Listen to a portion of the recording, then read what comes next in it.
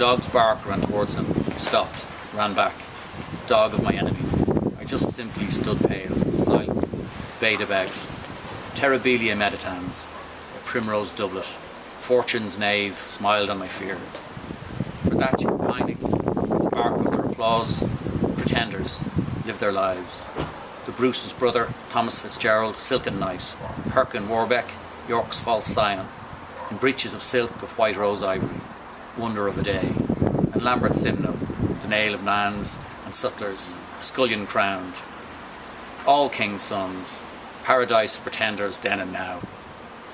He saved men from drowning, and you shake at a cur's yelping. But the courtiers who mocked Guido in Or San Michel were in their own house.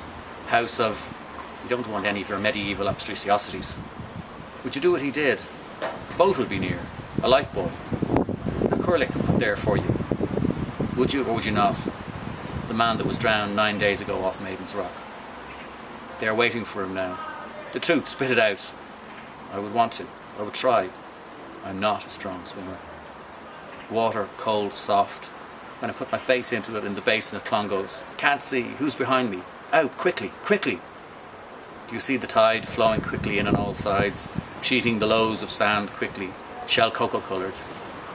If I had land under my feet, I want his life to be his, mine to be mine. A drowning man, his human eyes screamed to me out of horror of his death. I, with him together down, I could not save her. Waters bitter, death lost. A woman and a man. I see her skirtings, pinned up a bit. Their dog ambled about a bank of dwindling sand, trotting, sniffling on all sides, looking for something lost in a past life. Suddenly he made off like a bounding hare, ears flung back, chasing the shadow of a low-skimming gull. The man's shrieked whistle struck his limp ears. He turned, bounded back, came nearer, trotted on twinkling shanks. On a field, tenny a buck, trippant, proper, unattired.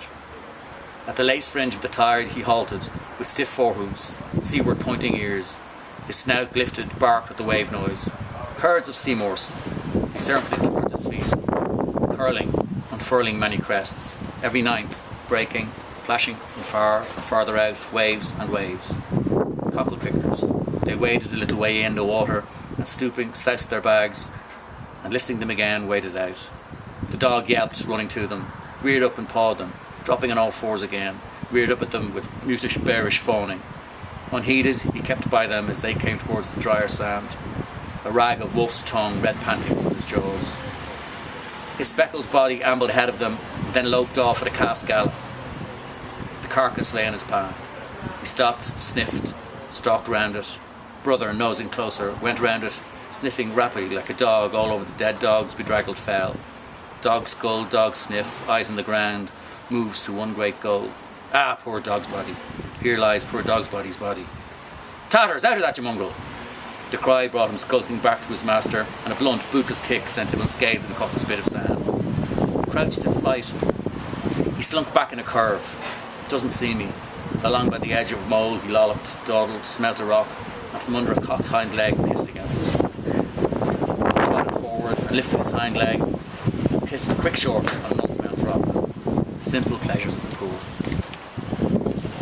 His hind paws then scattered the sand, then his forepaws dabbled and delved. Something he buried there, his grandmother. He rooted in the sand, dabbling, delving, and stopped to listen to the air. Scraped up the sand again with the fury of his claws.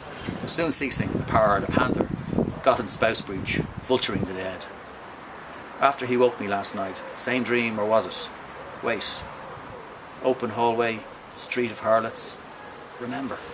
Haroun al-Rashid, I'm almosting it. That man led me, spoke. I was not afraid. The melon he had held against my face, smiled, cream fruit smell. That was the rule, said, in, come. Red carpet spread, you will see who.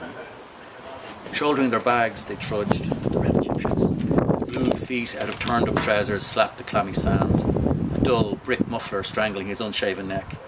With woman's steps she followed, the ruffian and his strolling mort. Spoils slung at her back, loose sand and shell grit crusted her bare feet. About her windrow face, hair trailed, behind her lord, his helpmate. Being a vast to Romeville, When night hides her body's flaws, calling under her brown shawl from an archway where dogs admired. Her fancy man is treating two Royal Dublins and O'Loughlin's at Blackpits.